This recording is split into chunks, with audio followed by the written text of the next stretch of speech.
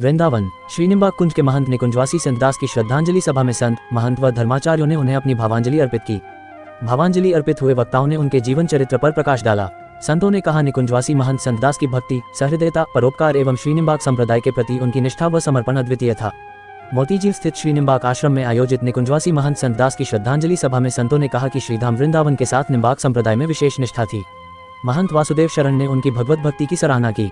स्वामी महेशानंद सरस्वती ने कहा, महंत संत दास जैसे संत दुर्लभ ही होते हैं, हमें उनके बताए रास्ते पर चलना चाहिए। संत प्रियाशरण संत वृंदावन दास ने महंत संत दास को वृंदावनी उपासना का संत बताया।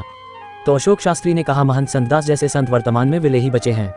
ऐसे संतों का दर्शन ही जीवन धन्य कर देता है। उन्होंने श्रीनिम्बाक संप्रदाय के वेदांत आदि ग्रंथों का हिंदी अनुवाद प्रकाशित कर संप्रदाय का मान बढ़ाया। आज हम उपस्थित हैं निम्बार्क कुंज मोतीझील वृंदावन में।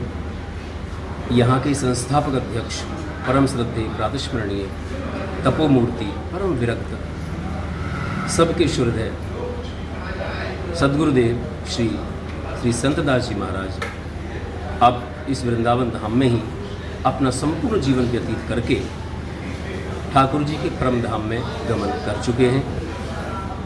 ये उनके भक्तों के लिए, अनुयायियों के लिए, निम्बार्क संप्रदाय के उपासकों के लिए बहुत बड़ा झटका है। बहुत उनकी अपूर्णीय क्षति इस निम्बार्क संप्रदाय की हुई है, क्योंकि निम्बार्क संप्रदाय के लिए वो हमेशा से समर्पित थे और उन्होंने निम्बार्क संप्रदाय के सभी प्राचीन ग्रंथों, वेदांत ग्रंथों का हिंदी में अनुवाद छपवा करके प्रकाशित कराया और निःशुल्क संपूर्ण संप्रदाय को, यूनिवर्सिटीज़ को, विद्वानों को स्वयं दे करके आए, कहीं भेजा। वो सारा जीवन उनका श्यामा श्याम के चरणों में, ठाकुर जी के चरणों में और ग्रंथों के अध्ययन में बीता। ऐसे परम संत, परम शुद्ध संत अवसान होना हम सभी ब्रजवासियों, वृंदावन वासियों, निम्बार्क संप्रदाय के अनुयायियों, प्रेमियों और ठाकुर जी के भक्तों और गुरु जी के अनुयायियों के लिए बहुत ही दुख की बात है।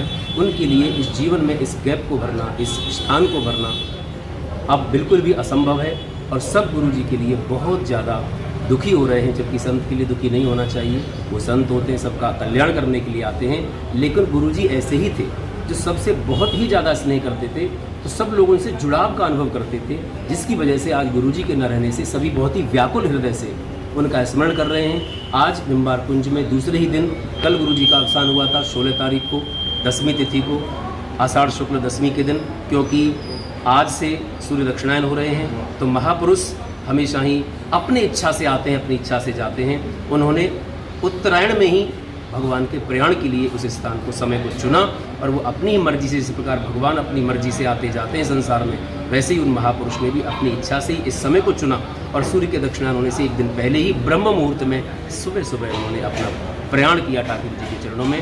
भगवान के गोलोक धाम में नित्य निवास करने वाले हमारे गुरु जी वहाँ विराज रहे हैं। हम सबको उनका आशीर्वाद हमेशा बना रहेगा, वो हमेशा हमारे साथ रहेंगे, ऐसा हमारा विश्वास है। हम उन्हें कोटि शत प्रणाम करते हैं।